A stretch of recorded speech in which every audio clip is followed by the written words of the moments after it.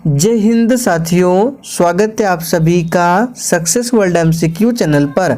तो दोस्तों, जैसे कि आज है संडे और आज की इस वीडियो में बिहार पुलिस कांस्टेबल की भर्ती के लिए जीके जीएस के 50 इम्पोर्टेंट प्रश्नों का क्यूज करेंगे। तो सेशन आप लोगों के लिए काफ़ी ज़्यादा इम्पोर्टेंट रहेगा। तो जल्दी से आप सभी लाइव में जुड़ जाइए। सभी को गुड इवनिंग। तो चलिए, आज के सेशन का पहला प्रश्न है, निम्नलिखित में से किस नगर में प्रथम बौद्ध सभा आयोजित की गई थी। बहुत ही शानदार प्रश्न है। चलिए आप सभी आंसर बताएंगे। निम्नलिखित में से किस नगर में प्रथम बौद्ध सभा आयोजित की गई थी। तो देखिए, यहाँ पे पहले प्रश्न का आंसर हो जाएगा राजगीर में। द्वितीय बौद्ध सभा जो है ये कालाशोक के शासनकाल में वैशाली में हुआ था। तीसरा बौद्ध संगति अशोक के शासनकाल में पाटलिपुत्र में। और चौथा जो है कनिष्क के शासनकाल में कश्मीर के कुंडल में हुआ था, कुंडल वन में। आगे देखिए, भारत का नेपोलियन किसे कहा जाता है।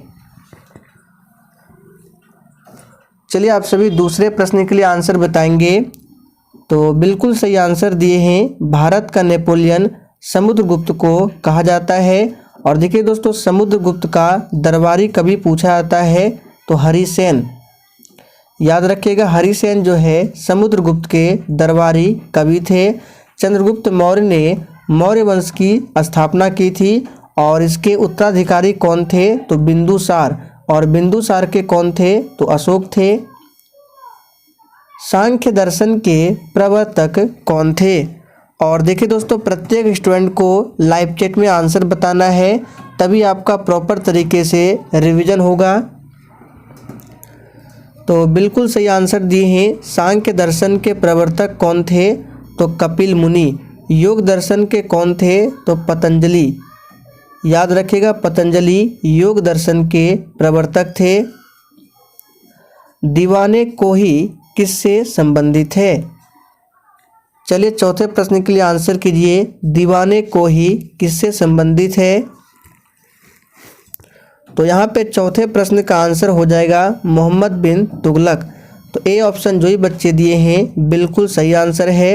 अकबर ने 1582 ईस्वी में दीन ए इलाही धर्म की स्थापना की थी। अलाउद्दीन खिलजी की बात करें तो इसी के दरबार में रहते थे अमीर खुसरो, जिसको तोता ए हिंद के नाम से जाना जाता है। शेरशाह का मकबरा कहाँ है। चलिए 5 के लिए आंसर बताइए। शेरशाह का मकबरा कहाँ है। बहुत ही सिंपल प्रश्न है और हमने आपको काफ़ी बार बताया प्रैक्टिस सेट में।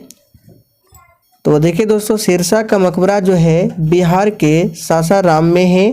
तो ए ऑप्शन आपका सही जवाब हो जाएगा, बिहार के सासाराम में।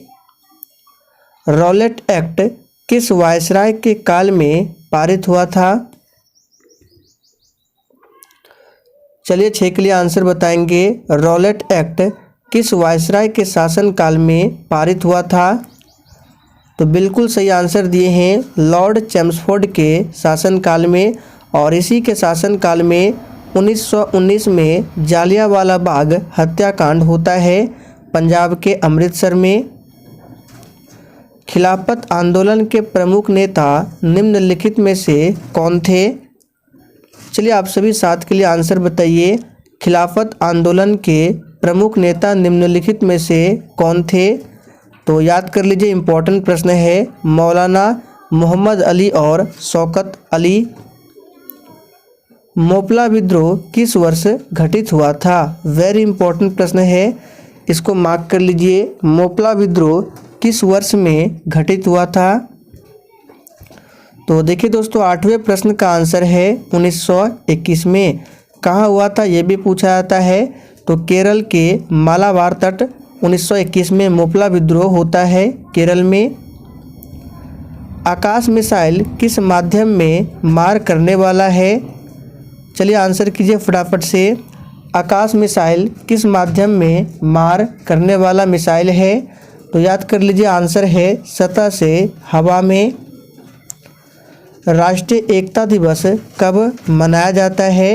ये प्रश्न भी इम्पोर्टेंट रहेगा क्योंकि दिवस से संबंधित आपके एग्जाम में एक प्रश्न हमेशा पूछे जाते हैं। तो राष्ट्रीय एकता दिवस जो है ये 31 अक्टूबर को मनाया जाता है। तो सी ऑप्शन जो ही बच्चे दिए हैं बिल्कुल सही जवाब है।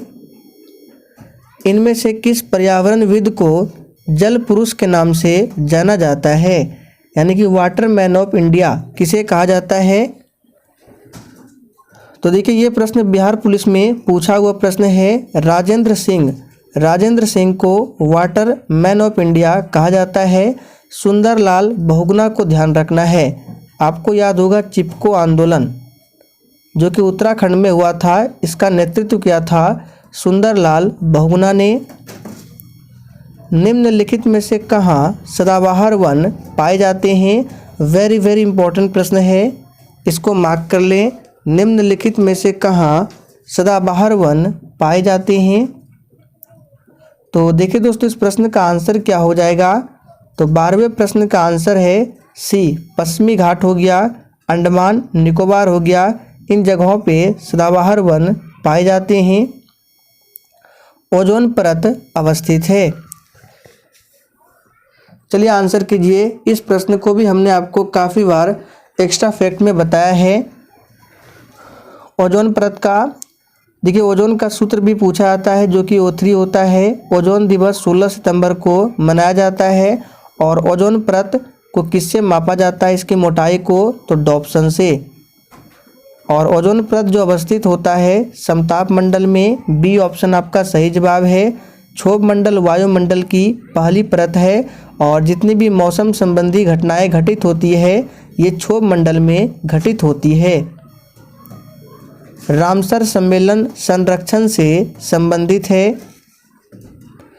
चलिए आंसर बताएंगे। रामसर सम्मेलन संरक्षण ये किससे संबंधित है? तो दोस्तों यहाँ पे आंसर क्या हो जाएगा? 14 का आंसर है डी, शुष्क भूमि से। और रामसर सम्मेलन कब होता है? तो 2 फरवरी 1971 में। रामसर कहाँ पड़ता है? तो ये ईरान देश में पड़ता है रामसर। UNEP इसका मुख्यालय कहाँ है? चलिए 15 के लिए आंसर बताइए। UNEP इसका मुख्यालय कहाँ पर है? तो केन्या की राजधानी में है। केन्या की राजधानी कहाँ है? नैरोबी।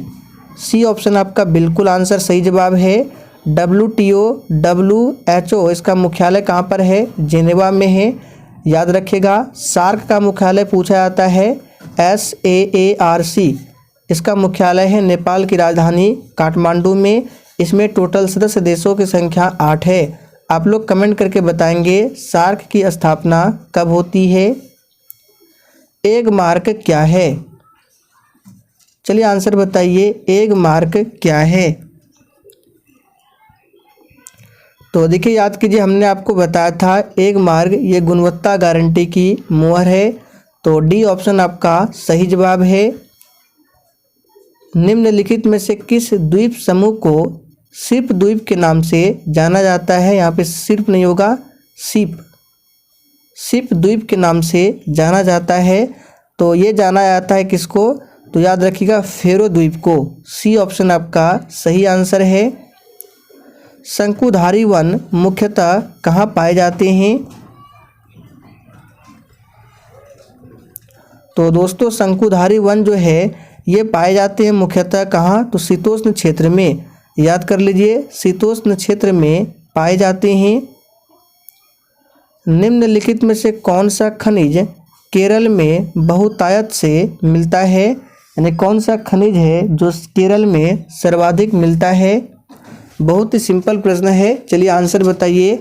और जिसने अभी तक सेशन को लाइक नहीं किया है फटाफट से सेशन को लाइक करें। इसका सही आंसर हो जाएगा 19 का आंसर क्या हो जाएगा? कौन सा खनिज केरल में सर्वाधिक मिलता है? तो ये है मोनाजाइट जो कि डी ऑप्शन में दिया गया है। भारत की निम्न मिट्टियों में से, यहाँ पे मिट्टी होगा, कौन सा बेसाल्ट लावा के अपक्षय के कारण निर्मित हुई है? तो बेसाल्ट लावा के अपक्षय के कारण कौन सी मिट्टी का निर्माण होता है? तो याद रखिएगा ये होता है रेगुर मिट्टी, जिसको काली मिट्टी भी बोला जाता है। इसका सबसे अधिक विस्तार जो है महाराष्ट्र गुजरात के क्षेत्रों में है और इसमें सबसे अधिक कपास की खेती होती है। जलोढ़ मिट्टी भारत में सबसे अधिक है। आप लोग कमेंट करके बताएंगे चाय की खेती के लिए कौन सी मिट्टी सर्वाधिक उपयुक्त है। भारत के निम्नलिखित में किस कारण तमिलनाडु में शीतकालीन में वर्षा होती है। देखिए, भारत में अगर पूछे सर्वाधिक वर्षा तो दक्षिण पश्चिम मानसून के कारण होती है, और तमिलनाडु में शीतकालीन में जो वर्षा होती है ये उत्तर पूर्वी मानसून के कारण होती है। याद रखिएगा। काली क्रांति किससे संबंधित है। चलिए 22 के लिए आंसर बताइए। और देखिए, आज आपको मैक्सिमम से मैक्सिमम स्कोर करना है। चलिए आंसर कीजिए, और जितने प्रश्न आपके सही होते हैं आप लोग कॉपी में लिख के रखिए, और सेशन के लास्ट में अपना अपना स्कोर कमेंट करके ज़रूर बताइए। तो काली क्रांति जो है ये किससे संबंधित है, तो कच्चा तेल उत्पादन से। 1935 का गवर्नमेंट ऑफ इंडिया एक्ट क्यों महत्वपूर्ण है।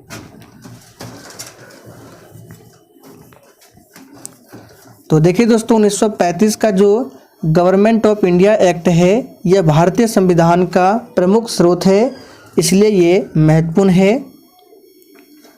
अखिल भारतीय सेवाएं भारतीय संविधान के किस अनुच्छेद में वर्णित है। चलिए आंसर बताइए। अखिल भारतीय सेवाएं ये संविधान के किस आर्टिकल में है, तो याद रखिएगा ये अनुच्छेद 315 में इसके बारे में बताया गया है। तो सी ऑप्शन आपका सही जवाब है। अनुच्छेद 324 में क्या बताया गया है, तो ये निर्वाचन आयोग से संबंधित है। अनुच्छेद 324 याद रखिएगा। लॉरेंज वक्र द्वारा मापा जाता है, वेरी इंपॉर्टेंट प्रश्न है, इसको मार्क कर लीजिए। तो लॉरेंज वक्र द्वारा मापा जाता है क्या, तो आय की विषमता को। अभी इसको याद कर लीजिए। लॉरेंज वक्र द्वारा आय की विषमता को मापा जाता है। निम्न में से कौन सी समिति भारत में निर्धनता के अनुमानों से संबंधित रही है। तो कौन सी समिति है जो भारत में निर्धनता के अनुमानों से संबंधित रही है, तो ये है लकड़वाला समिति। तो ए ऑप्शन आपका सही आंसर है। विजय केलकर समिति की बात करें तो ये जीएसटी से संबंधित है, इसे जरूर याद रखिए। भारत में प्रथम जनगणना कब प्रारंभ हुई। बहुत ही सिंपल प्रश्न है। तो भारत में पहली बार जनगणना लॉर्ड मेयो के शासनकाल में, कब, तो 1872 में। और नियमित जनगणना पूछे तो 1881 में लॉर्ड रिपन के शासनकाल में। प्रधानमंत्री नरेंद्र मोदी ने किस वर्ष तक देश को ऊर्जा स्वतंत्र बनाने का लक्ष्य रखा है। तो देखिए ये रखा है 2047 तक। ये प्रश्न इंपॉर्टेंट बन सकता है। एलपीजी लिक्विफाइड पेट्रोलियम गैस, इसमें कौन सा गंधीय पदार्थ प्रयोग होता है। देखिए एलपीजी का जो मुख्य अवयव होता है ब्यूटेन होता है, और इसमें जो गंधीय पदार्थ का प्रयोग होता है ये क्या है, मिथाइल मरकेप्टन है। आँख के किस भाग पर वस्तु का प्रतिबिंब बनता है।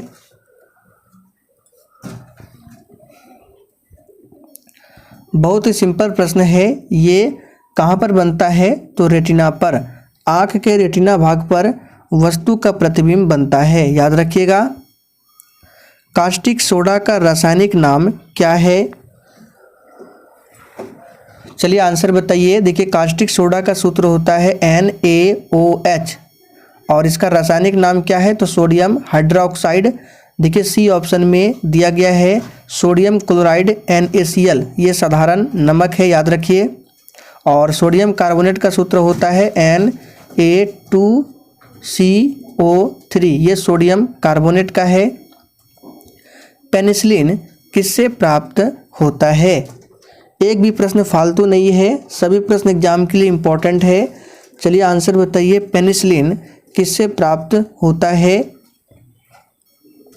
तो देखिए पेनिसिलिन जो है ये कवक से प्राप्त किया जाता है। हमने आपको बताया था कवक का अध्ययन क्या कहलाता है, माइकोलॉजी।